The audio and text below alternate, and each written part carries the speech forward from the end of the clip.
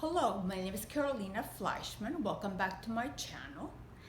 This is an environment where I discuss the most prevalent and problematic skin concerns and equally important physical fitness and nutrition, with the ultimate goal to create a more vibrant, healthier, and fulfilled lifestyle.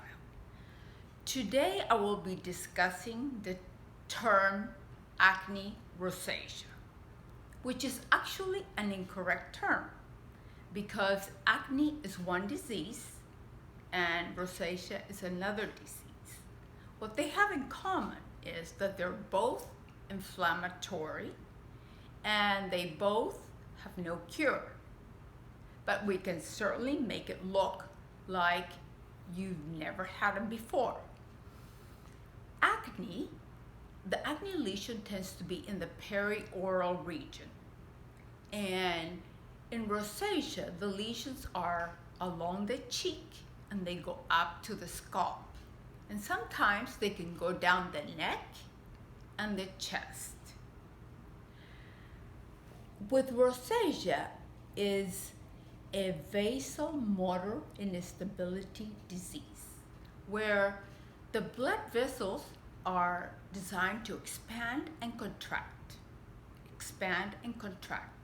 And in rosacea, these blood vessels are compromised. They can no longer contract fully.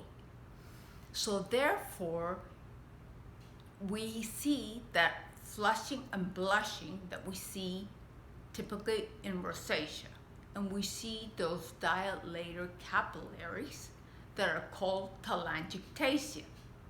They are not broken because if they were broken, you would not be able to see them. Now in rosacea, the lesions tend to be transient. You can go to bed with what you think is acne and you wake up, it is no longer there. Well, that doesn't happen with acne. We all know that.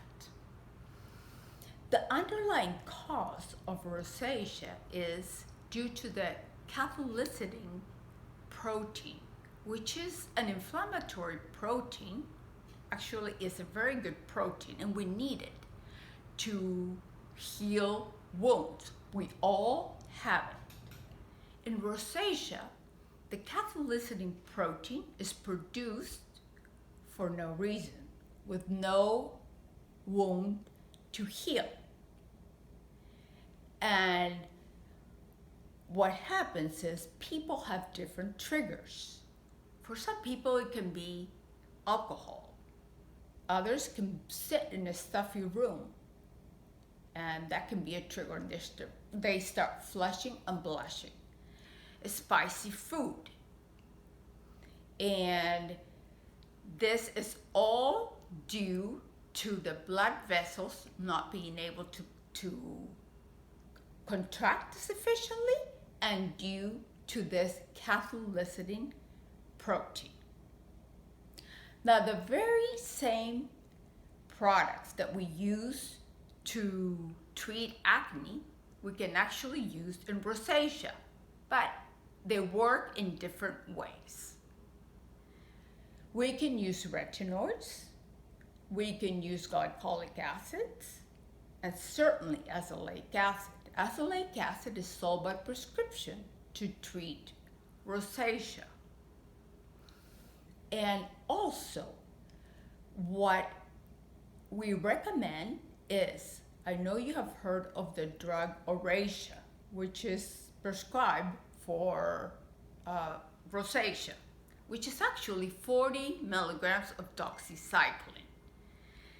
At 40 milligrams, doxycycline acts as an anti-inflammatory, not as an antibiotic.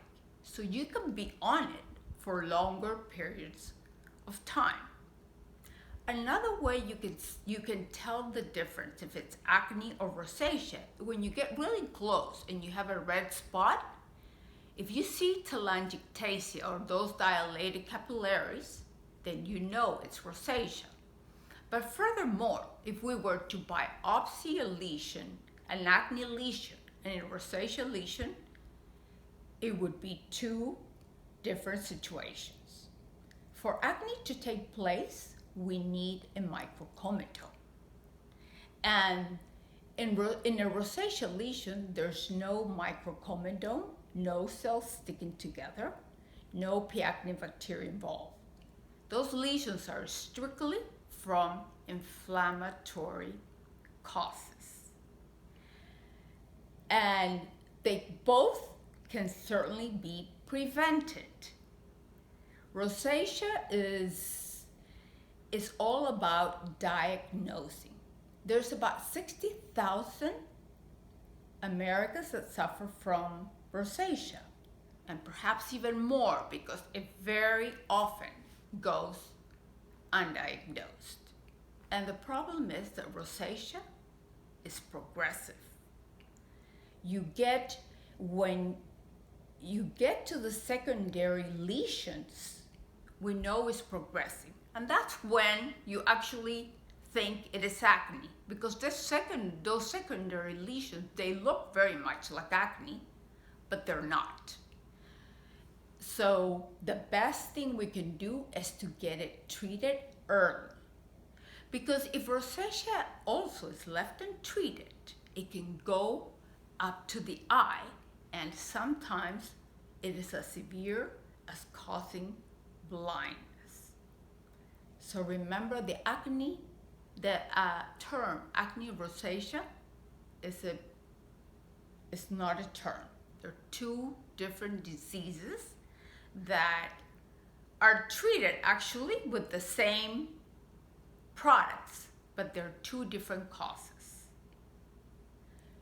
As a summary, let's say rosacea is a facial motor instability disease, and the underlying cause is the production of that cathelicidin protein, which is an inflammatory protein, which is necessary, but people with rosacea produce it with no reason.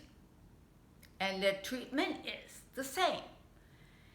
The main thing, azelaic acid, which is sold by prescription for rosacea, and definitely the 40 milligrams of doxycycline can make a huge difference.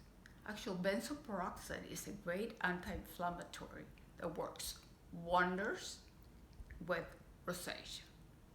Remember, the same products, but they are treating two different diseases with two different causes.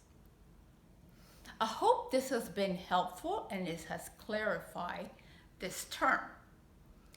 If you have any questions, please don't hesitate to contact me. All my information is in the description below. And please don't forget to like and subscribe. And remember that we are all a work in progress. And we all want to do better than yesterday. So be kind to yourselves and others along the way. Stay healthy, happy, and keep smiling. Until the next time.